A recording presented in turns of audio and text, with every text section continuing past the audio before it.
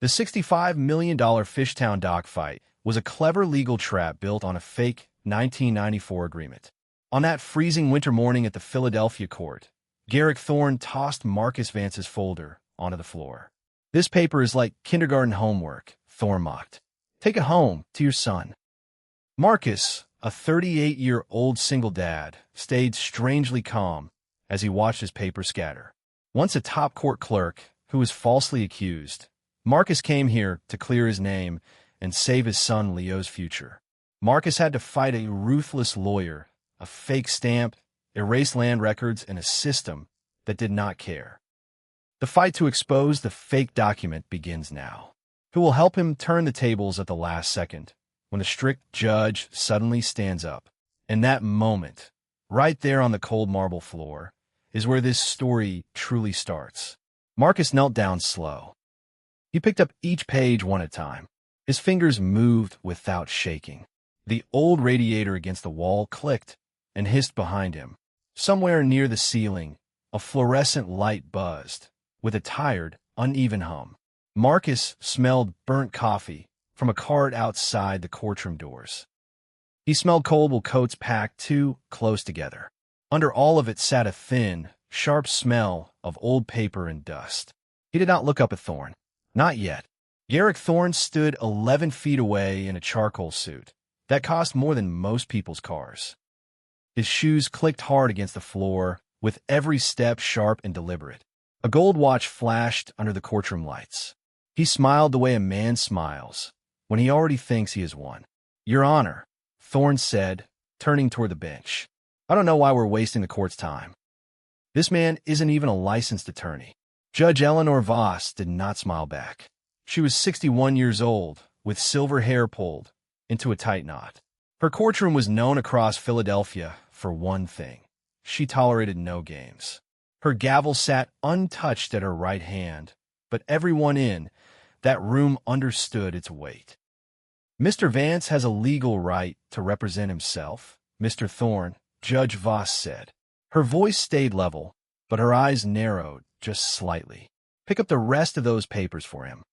Thorne's jaw tightened for half a second. Then he laughed it off, smooth as oil. "Of course, Your Honor." He did not pick up a single page. Marcus finished gathering his folder alone. He stacked the papers square against his knee, corner to corner. It was the same motion he had done 10,000 times before, back when this had been his job. Back when he had been the one other clerks came to when a filing looked wrong. That was 5 years ago now. 5 years, 2 months, and 11 days. He walked back to his table and sat down. Beside him, on the smooth wood surface, sat a small photograph in a cracked plastic frame. A boy with gapped teeth, grinning at the camera, missing his front tooth. Now, 9 years old, waiting at home, with Marcus's sister, while his father fought for a piece of land neither of them had ever seen up close. Marcus placed his hand flat on the table, right beside the photo, and took one slow breath through his nose. The case was simple to explain and brutal to prove. Blackwell Maritime Holdings was a real estate company. It was owned by a man named Roland Blackwell, and he claimed to own the old Fishtown dock at the end of Shakamaxon Street. They said Marcus's late father, Walter Vance, had sold his rights to the dock back in 1994 in a private agreement with Blackwell's own father. Marcus said that agreement was a lie, a forgery, a piece of paper built to steal 65 acres of waterfront land worth $65 million, dressed up to look 31 years old. His father had run a small bait and tackle dock there for 3 decades. Walter Vance mended nets with his bare hands and never once talked about selling.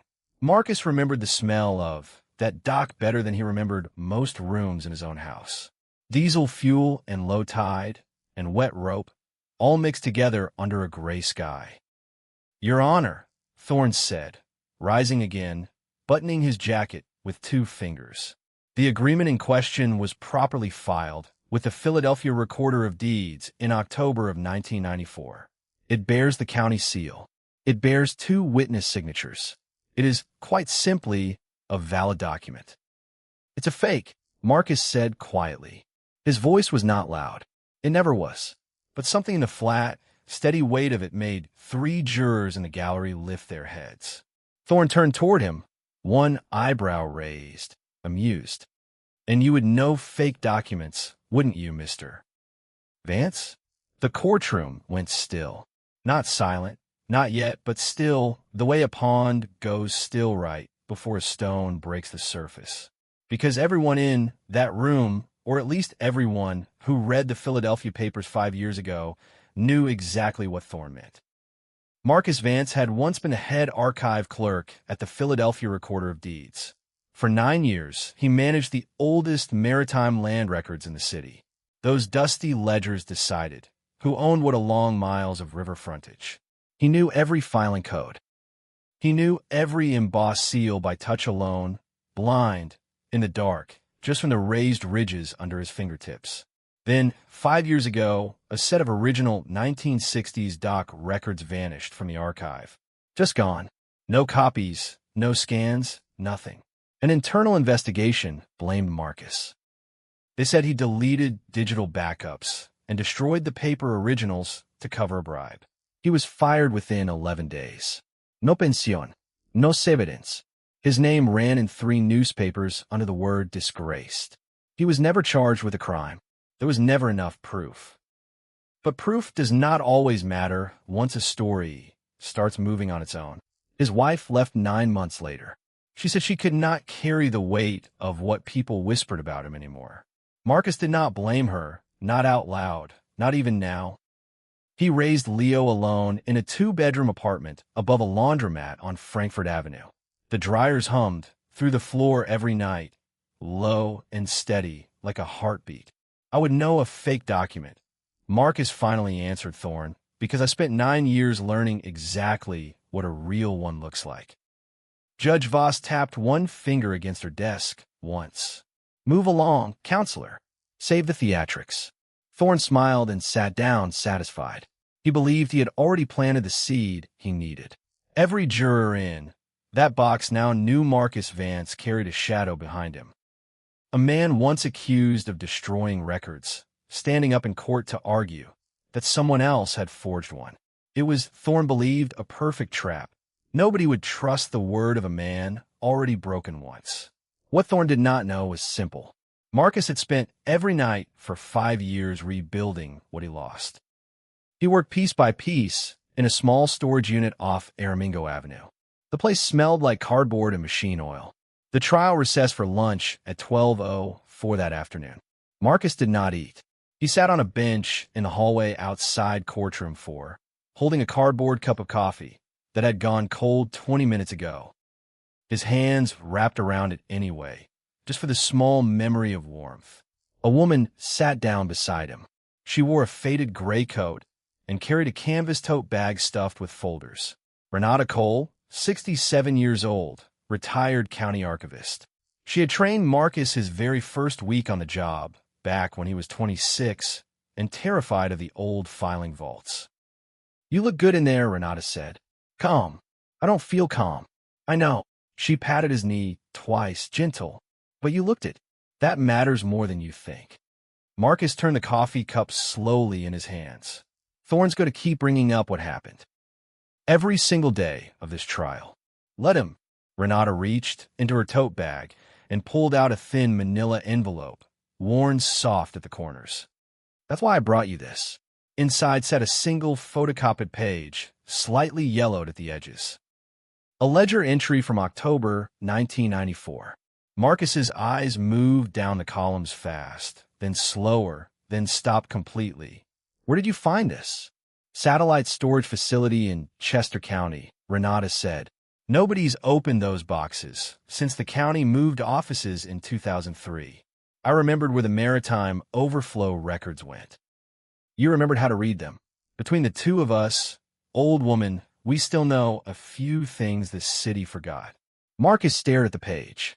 The filing stamp in the corner did not match the stamp on Thorne's version of the 1994 agreement. Not even close. Different ink depth. Different angle. A stamp, Marcus knew, could not lie about the machine that made it. Something tightened low in his chest, hard and sudden, like a fist closing around a rope. This could prove the whole agreement was filed somewhere else, Marcus said. Or never filed at all. That's your job to prove now, Renata said. I just found the box. He looked up at her, throat suddenly tight. Why are you helping me? After everything that happened? Renata's eyes went soft, but her voice stayed firm. Because I never once believed you did what they said you did. And because that boy of yours deserves a father the whole city knows is honest. Not just the one smart enough to check the record twice. Marcus nodded once. He could not speak for a moment, so he did not try. Court resumed at 1:47 that afternoon. Thorne called his first witness, a document specialist named Dale Rourke, who worked for a private forensics firm Blackwell Maritime, paid handsomely. Rourke wore a bow tie and spoke with the kind of confidence that filled a room whether or not the facts backed him up. In my professional opinion, Rourke testified, the 1994 agreement is entirely consistent with documents of that era. The paper stock, the ink composition, the county seal impression all align with standard filing practices from that decade. Thorne nodded along like a man watching his own painting come to life. And in your opinion, Mr. Rourke, is there any indication this document was created recently and backdated? None whatsoever. Marcus sat still, hands folded, and said nothing. He let the lies sit in the air a full 3 seconds before he stood for cross-examination.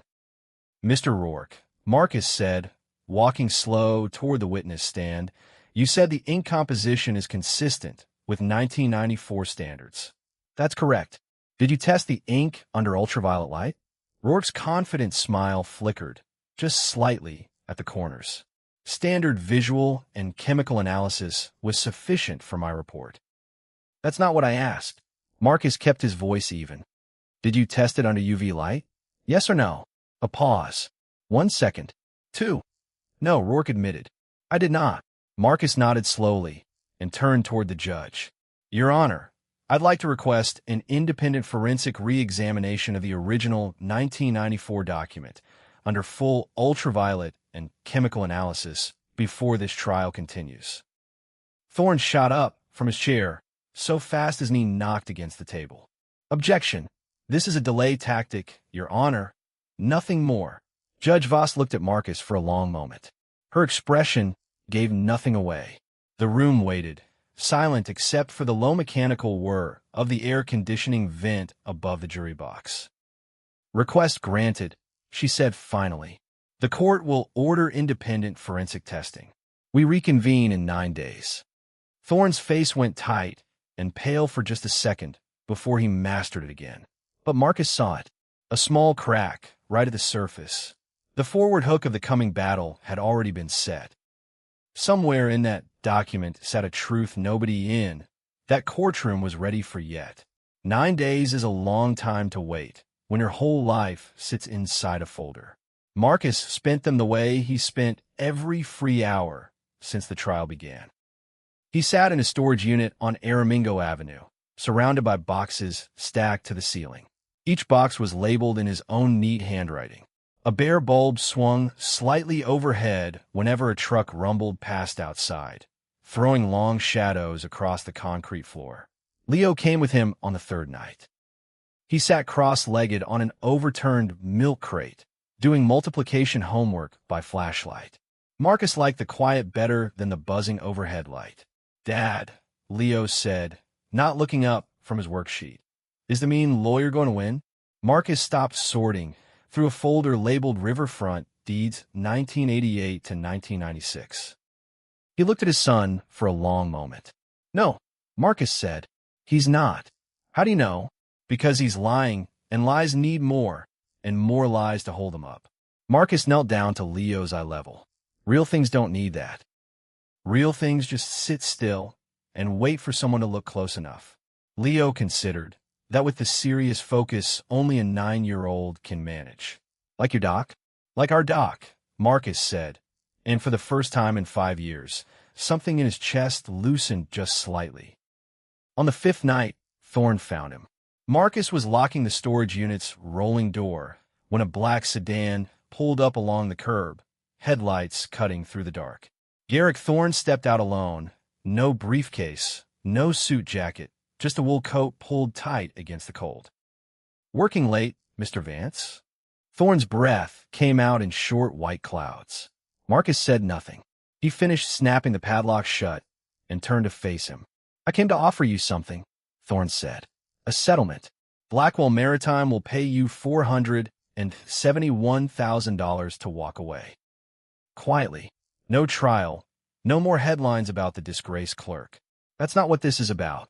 Everything is about money, Mr. Vance. Some of us just take longer to admit it." Thorne stepped closer, his shoes crunching against a thin layer of frost on the pavement. "You lost your career once already. Are you really willing to lose your reputation twice, fighting a company with more lawyers than you have friends?" Marcus felt his jaw tighten, a small pull at the muscle beneath his ear. He did not raise his voice. "My father built that dock with his own hands," Marcus said. "He never sold it. Not for $471,000, and not for $400 million. Thorne's smile thinned at the edges. "You're making a mistake." "Maybe," Marcus said, "but it'll be mine." He walked past Thorne toward his car without another word. Behind him, he heard the sedan's door slam hard, sharp against the quiet street. An engine growled low, pulling away too fast for the icy road. Marcus sat behind his own steering wheel for a long moment before starting the engine. His hands did not shake. Not anymore. 5 years ago, an offer like that might have tempted him. Back then, his bank account held only $93. His marriage was already ending, and grief sat heavy in every room of his apartment. Tonight, the offer told him only one thing. Thorne was scared. Men who felt certain of their case did not show up alone in the dark with checkbooks. On the 7th night, Marcus found what he had been searching for, without fully knowing its shape. Buried inside a box of old employee records sat a maintenance log from the county recorder's office, dated November of 1994. A single line, written in blue ink by the office equipment technician, told the whole story. The county's embossing seal press had been sent out for repair. It was gone from October 3rd through November 19th of that year. The 1994 agreement Thorne submitted was dated October 17th. The county seal on it could not have been made in that office. Not during those weeks. The machine itself had been broken, sitting in a repair shop across town. Marcus read the line 4 times, his heart pounding hard enough that he could feel it in his throat. "What is it?" Leo asked, looking up from his flashlight. "I think," Marcus said slowly, "I just found a crack in the wall." He did not sleep much that night. He sat at his kitchen table until 3 a.m., cross-referencing dates, building a timeline so simple even a child could follow it. The sun came up gray and thin through his kitchen window. By then, he had 11 pages of notes and one very clear picture forming. Somebody had forged that agreement long after 1994, and whoever did it had made one mistake. They had not checked when the seal press was broken. The forensic report came back on day 9, hand-delivered to the courthouse at 8:53 that morning by an independent lab technician named Priya on it. Court resumed at 9:30 sharp. The gallery was fuller than before. Word had traveled through the courthouse the way it always did, quiet and fast, that something was about to break open. Judge Voss took her seat and folded her hands. "Ms. Anand, please summarize your findings for the court." Priya Anand stood, adjusted her glasses, and spoke in a clear, unhurried voice. Under ultraviolet examination, the ink used on the 1994 document contains a fluorescent brightening agent. This particular compound was not commercially available in ink manufacturing until 2003. A low murmur rolled through the gallery. In addition, Anand continued, the embossed county seal on the document does not match the mechanical pattern of the county's 1994 seal press. Records show that press was out of service for repair during the entire month the document claims to have been filed. Thorne's face had gone the color of old paper. His hand, resting on the table, curled slowly into a fist. "Your Honor," Marcus said, rising, "the document Blackwell Maritime submitted as proof of ownership was created no earlier than 2003, 9 years after the date it claims." It is a forgery. Objection, Thorne said, but his voice had lost its polish. It came out thin, almost cracked. Overruled. Judge Voss's eyes had not left the forensic report in front of her. Sit down, Mr. Thorne. He sat. The courtroom fell into the kind of silence that has weight to it, the kind you can almost feel pressing against your ears. Somewhere near the back wall, the old radiator ticked twice and went quiet. Nobody in the jury box moved. A court reporter's fingers hovered above her keys, frozen mid-motion. Marcus stood very still at his table. He did not smile. He did not look at Thorne. He simply waited the way a man waits, who has already spent 5 years learning exactly what patience costs. Mr. Thorne, Judge Voss said slowly, who provided your firm with this document? Thorne's throat moved as he swallowed. Your Honor, that document was provided by our client, Blackwell Maritime Holdings, through their internal record department. I had no reason to question its authenticity. You submitted a fraudulent legal document to this court, Judge Voss said, under an evidentiary chain of custody that you personally signed. Thorne blinked. I signed dozens of chain of custody forms a week. Your Honor, it's a standard. Did you read this particular one? Silence. Mr. Thorne, the judge repeated. Her voice sharpened, slow and deliberate, like a blade pulled from its sheath. Did you personally read the chain of custody affidavit you signed for this document? Thorne's mouth opened. Nothing came out for a long moment. I trusted my client's paralegal to prepare it accurately, he finally said. So you signed a sworn legal affidavit, Judge Voss said, without reading it. The affidavit, it turned out, contained one small clause buried in its second paragraph. A clause permitting full independent forensic testing at either party's request, with no restrictions, no delays, and full transparency of origin. Thorne's own paralegal had copied it from a template without changing it. Thorne had signed it without reading a single line. He had built his own trap and walked into it himself. Bailiff, Judge Voss said, please retrieve Mr. Roland Blackwell. I believe he is waiting in the hallway, expecting a very different outcome this morning. A rustle moved through the gallery. Roland Blackwell entered the courtroom 4 minutes later in a camel-colored coat, looking irritated at the interruption to his schedule.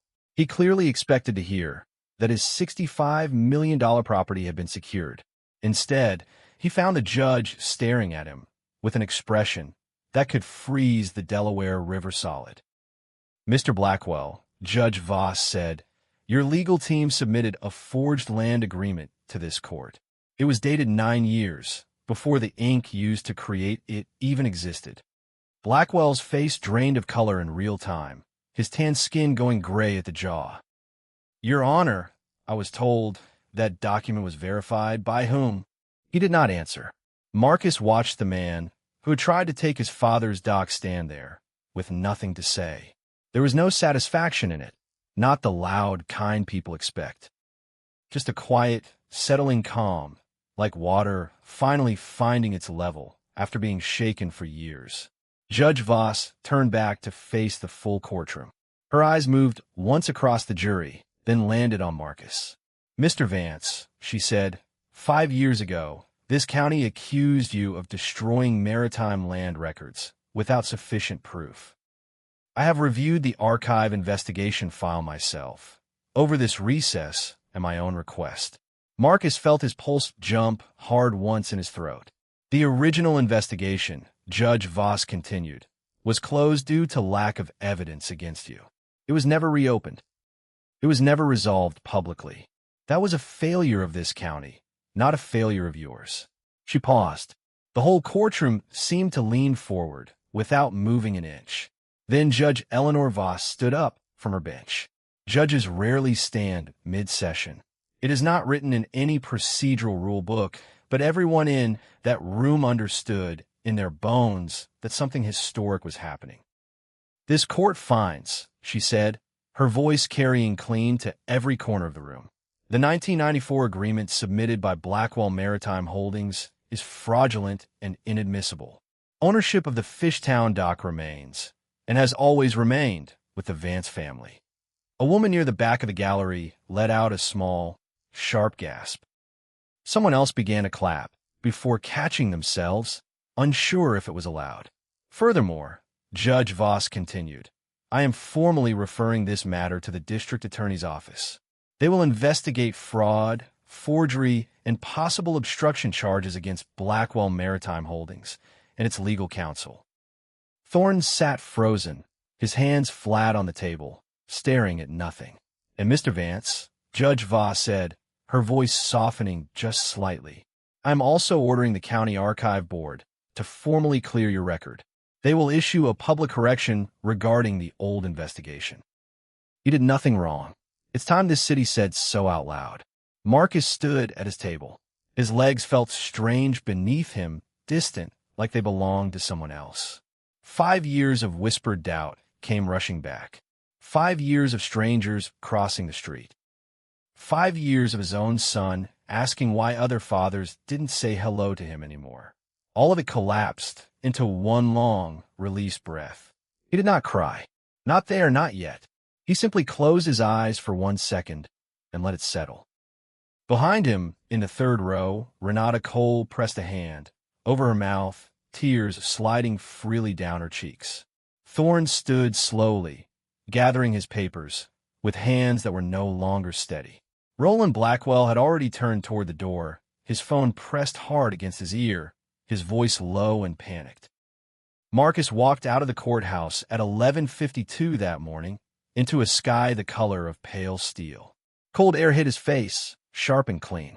For the first time in longer than he could remember, it did not feel like a weight pressing down on him. It just felt like winter.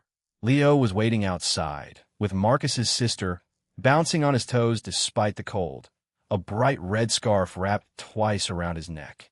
Dad! Leo ran across the sidewalk and threw both arms around his father's waist. Did you win? Marcus knelt down on the cold concrete, right there in front of the courthouse steps, and pulled his son in close. We won, Marcus said quietly. We got our name back. 3 weeks later, on a cold Saturday morning, Marcus stood at the end of the Fishtown dock. His father had built it with his own 2 hands. The wood creaked softly under his boots. Gulls circled overhead, calling out over the gray water. The smell of the river hit him the way it always had, diesel and salt, and something older underneath it all. Renata stood beside him, a thermos of coffee steaming between her gloved hands. Leo ran ahead down the dock, arms out wide like airplane wings, laughing into the wind. The county board called this morning, Renata said. They're offering you a position. Head of Archive Integrity. Better title, better pay than you ever had before. Marcus watched his son run the length of the dock and back again, breath fogging in the cold air. Tell them I'll think about it, Marcus said. For now, I just want one quiet Saturday. Renata smiled and let the silence sit between them, comfortable and unhurried. Roland Blackwell's company folded under federal investigation within 4 months. Garrick Thorne surrendered his law license before the state bar could strip it from him, choosing resignation over the shame of a public hearing. Neither man ever spoke to Marcus again. Marcus Vance did not need them to. He had his name. He had his dock. He had the small, steady sound of his son's laughter carrying over cold water. He stood there on those old, weathered boards, watching Leo chase gulls into the winter light. He finally had something he had not felt in 5 long years. He had his peace, and nobody, not Thorne, not Blackwell, not any court in this city, could ever take it from him again.